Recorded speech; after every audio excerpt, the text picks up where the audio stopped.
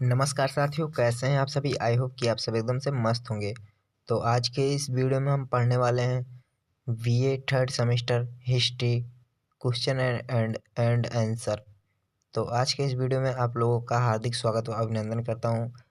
मैं आज आपको हिस्ट्री का कुछ महत्वपूर्ण क्वेश्चन एंड आंसर बताने वाला हूं जो कि एग्ज़ाम में 100% आने वाले हैं।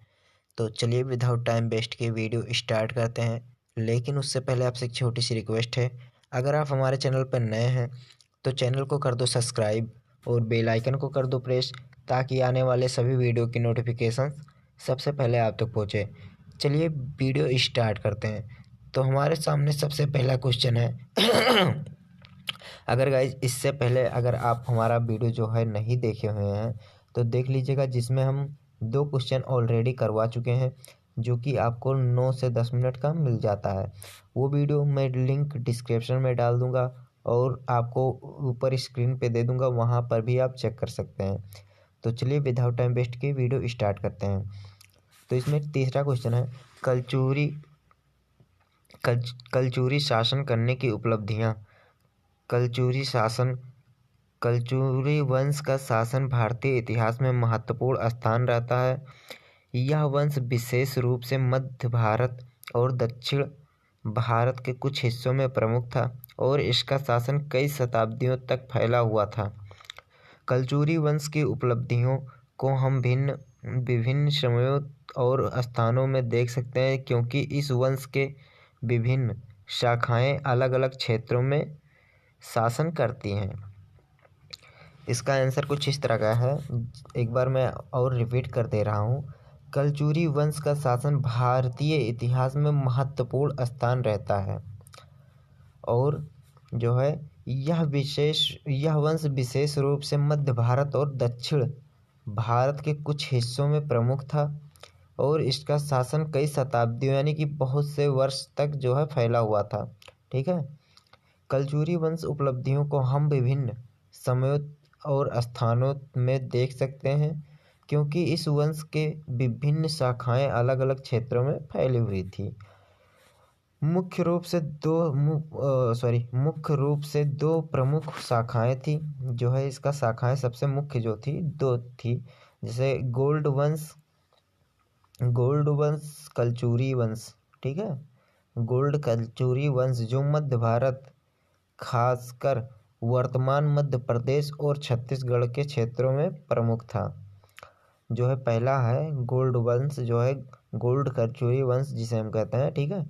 वो मध्य भारत यानी कि खास करके इसे हम कह सकते हैं मध्य प्रदेश और छत्तीसगढ़ क्षेत्र में फैला था। ठीक है। यहाँ सबसे ज़्यादा मान्यता थी ये। ठीक है।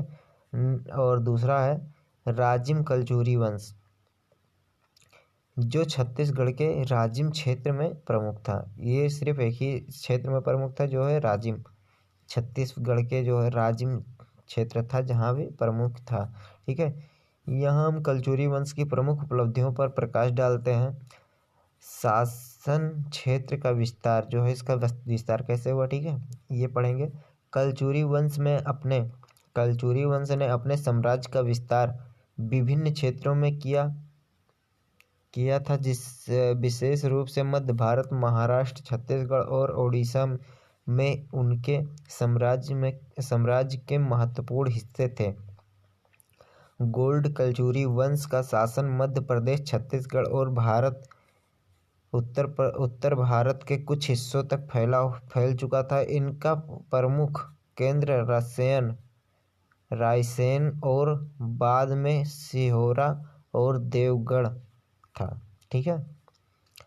जो है इनका प्रमुख केंद्र रायसेन और बाद में सिहोरा और देवगढ़ था। ठीक है। उन्होंने अपने शासनकाल में कई महत्वपूर्ण किलों का निर्माण किया और व्यापारिक मार्गों का सुरक्षा प्रदान किया। ठीक है। संस्कृत और धार्मिक उन्नति। कलचुरी वंश के शासकों ने कला, साहित्य और धर्म के क्षेत्र में महत्वपूर्ण योगदान दिया। इनके दरबार में कई विद्वान और कलाकार मौजूद थे और इन्होंने मंदिरों के निर्माण में भी महत्वपूर्ण भूमिका निभाई है। ठीक है। मंदिर निर्माण। कलचुरी कलचुरी शासकों ने कई महत्वपूर्ण हिंदू मंदिरों का निर्माण करवाया। जो कलचुरी शासक लोग थे वो हिंदुओं के लिए जो मंदिर का भी निर्माण करवाए थे। ठीक है, बहुत सारे मंदिर हैं जिनका निर्माण करवाए थे। इनमें मुख्य रूप से शिव और विष्णु के मंदिर शामिल थे। मतलब जो है शिव जी जिसे हम भोले बाबा कहते हैं, शंकर भगवान कहते हैं और विष्णु भगवान कहते हैं। ठीक है, इन दोनों का बहुत ही ज़्यादा निर्माण हुआ था मंदिर का। ठीक है, समझ गए इतना। तो साहित्य और काव्य, इस वंश के शासकों ने संस्कृत साहित्य का प्रचार किया। ठीक है, मतलब जो गायक वायक होते हैं साहित्य, इनका जो है प्रचार किया था इन्होंने। ठीक है, इनके दरबार में कई प्रसिद्ध कवि और साहित्यकार उपस्थित थे। मतलब जो है कवि और साहित्यकार जो हैं इनके दरबार में बहुत सारे थे। ठीक है, धार्मिक सही गुप्ता, कलचुरी शासक हिंदू धर्म के सुरक्षक थे। ये जो कलचुरी शासक थे ये हिंदू धर्म के सुरक्षा करते थे। ठीक है, लेकिन इन्होंने अन्य धर्मों के प्रति भी सहिष्णुता दिखाई और बौद्ध और जैन धर्म के अनुयायियों का भी सम्मान किया। ठीक है, ये जो है हिंदू धर्म को तो मानते ही थे, हिंदू धर्म के बारे में जानते भी थे और अच्छे से मतलब जो है सुरक्षा करते थे। लेकिन इन्होंने भी दया दिखाया इन पे, जैन धर्म पे और बौद्ध धर्म पे दया भी दिखाई और इनको भी मतलब माना भी। ठीक है, व्यवस्था और प्रशासनिक सुधार जो है किए थे कलचुरी शासकों ने अपने साम्राज्य में प्रशासनिक सुधार किए। उनके शासनकाल में राजस्व व्यवस्था को मजबूत किया गया और न्याय व्यवस्था का भी न्यायपूर्ण बनाए रखने का प्रयास किया गया। न्याय प्रशासन, कलचुरी शासकों ने अपने साम्राज्य में स्थानीय शासकों जैसे राजकुमारों और सरदारों को अपनी जिम्मेदारी दे दी ताकि प्रशासन को सुगम तरीके से चलाया जा सके। वाणिज्य और व्यापार, इन्होंने व्यापारिक मार्गों की सुरक्षा के लिए कदम उठाए जिससे उनके साम्राज्य में वाणिज्यिक गतिविधियों को बढ़ावा मिले। ठीक है, नेक्स्ट 4 जो है युद्ध और सैन्य समर्थन जो सम्राट है। कलचुरी शासकों ने सैन्य दृष्टि से भी काफ़ी सक्षम थे। वे विभिन्न युद्धों में भाग लेते रहे और साम्राज्य की सीमाओं की सुरक्षा करते रहे। ठीक है, कितना भी लड़ाई हुआ लेकिन ये लोग पीछे नहीं हटे और अपने जो है देश का सुरक्षा करते रहे। ठीक है, दक्षिण भारत में संघर्ष, कलचुरी शासकों ने चालुक्य वंश और राजपूत वंश के साथ युद्ध किए और कई बार उनका सामना चालुक्य शासक पुलकेशिन सेकंड से हुआ। उन्होंने कई बार स्थानीय शासकों के साथ गठबंधन भी किया और साम्राज्य की रक्षा में युद्धों को भाग लिया। ठीक है, 5वां है विकसित किले और संरचनाएं। कलचुरी शासकों ने किले और अन्य संरचनाएं भी बनवाए जो उनके सैन्य और प्रशासनिक कार्यों को सुचारू रूप से चलाने में मदद करती थी। किलों का निर्माण, कलचुरी शासकों ने किलों का निर्माण किया जो उनके साम्राज्य की सुरक्षा में सहायक थे। विशेष रूप से कचनार किला और रायसेन किला प्रमुख है। राजनीतिक गठबंधन और संघर्ष, कलचुरी शासकों ने कभी अकेले साम्राज्य का विस्तार नहीं किया बल्कि उन्होंने राजनीतिक गठबंधनों का भी सहारा लिया। वे कई बार बड़े सम्राटों के साथ सहयोग करते थे और कभी कभी विरोधियों का खिलाफ गठबंधन भी करते थे। इन्होंने चालुक्य वंश गाड़वाल वंश, इन्होंने चालुक्य वंश और गाड़वाल वंश और अन्य क्षेत्रीय शासकों का साथ राजनीतिक गठबंधन किए और अपने साम्राज्य की रक्षा की। कला और स्थापित कलचुरी शासकों का स्थापत्य कला में भी महत्वपूर्ण योगदान था। उनके द्वारा बनाए गए मंदिर और किलों आज भी स्थापित कला उत्कृष्ट उदाहरण माने जाते हैं। ठीक है। सिहोरा के मंदिर, यहाँ कलचुरी स्थापत्य शैली का उदाहरण है जो उनके धर्म समर्पण और कला में रुचि को दर्शाते हैं। मूर्तिकला, कलचुरी काल के मंदिरों में सुंदर मूर्तियां और गाठ कला का विकास हुआ।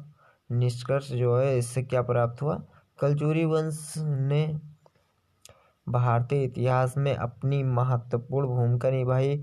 उनके शासनकाल में साम्राज्य का विस्तार, सांस्कृतिक समृद्धि, धार्मिक सहिष्णुता और प्रशासनिक सुधार देखने को मिले।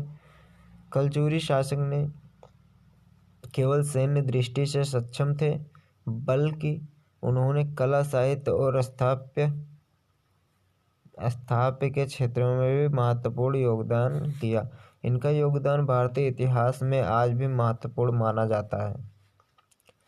ये जो था आपका, ये कलचुरी वंश जो है ख़त्म हो चुका। ठीक है दोस्तों, अगर इसका आपको स्क्रीनशॉट चाहिए तो आप स्क्रीनशॉट ले सकते हैं, हम इसका कर दे रहे हैं, आप स्क्रीनशॉट ले लीजिएगा। ठीक है।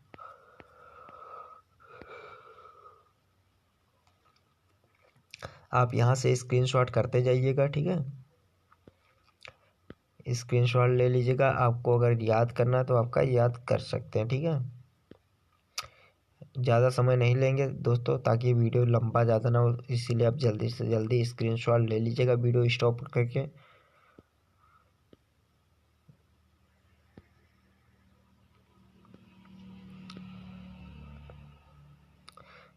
फटाफट स्क्रीनशॉट लेते चलेंगे। उम्मीद है दोस्तों आप स्क्रीनशॉट ले लिए होंगे। अब यहाँ हम पढ़ेंगे जयचंद्र की उपलब्धियाँ। जयचंद्र जयचंद्र एक प्रसिद्ध राजपूत शासक थे जो कन्नौज के राजा थे।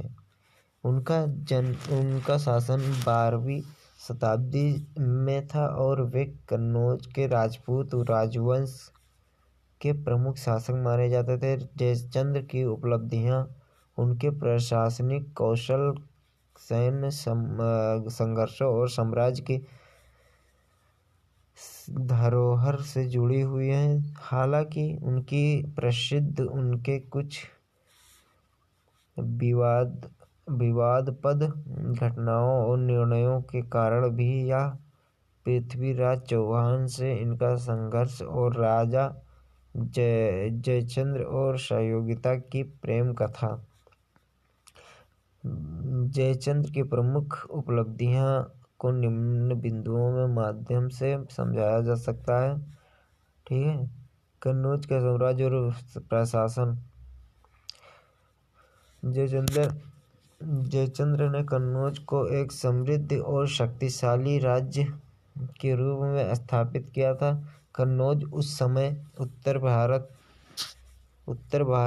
का एक महत्वपूर्ण सांस्कृतिक, धार्मिक और वाणिज्य केंद्र था। इन्होंने कन्नौज के प्रशासन को मजबूत किया और राज्य के सभी क्षेत्रों में शासन की प्रक्रिया को सुशोभित किया। ठीक है, प्रशासन और न्याय व्यवस्था। जयचंद्र के शासन में कन्नौज में व्यवस्था और न्याय की एक स्थापित प्रणाली थी। इन्होंने अपनी प्रजा को एक समृद्ध जीवन जीने के लिए प्रोत्साहित किया और किसानों को सुरक्षा दी। वाणिज्य विकास में क्या है दोस्तों, यहाँ पर हम उनके शासनकाल में कन्नौज व्यापार का महत्वपूर्ण केंद्र बन गया था, जो विभिन्न राज्यों के साथ व्यापारिक संबंध स्थापित करने में सक्षम था। दोस्तों आज की इस वीडियो में इतना ही। मिलते हैं बहुत जल्द अगली वीडियो में। जब तक के लिए अगर आप हमारे चैनल पर नए हैं तो चैनल को सब्सक्राइब कर लीजिएगा और बेल आइकन को प्रेस कीजिएगा, ताकि आने वाली सभी वीडियो की नोटिफिकेशन सबसे पहले आप तक पहुंचे। मिलते हैं अगली वीडियो में बहुत जल्द दोस्तों। जब तक के लिए जय हिंद, जय भारत।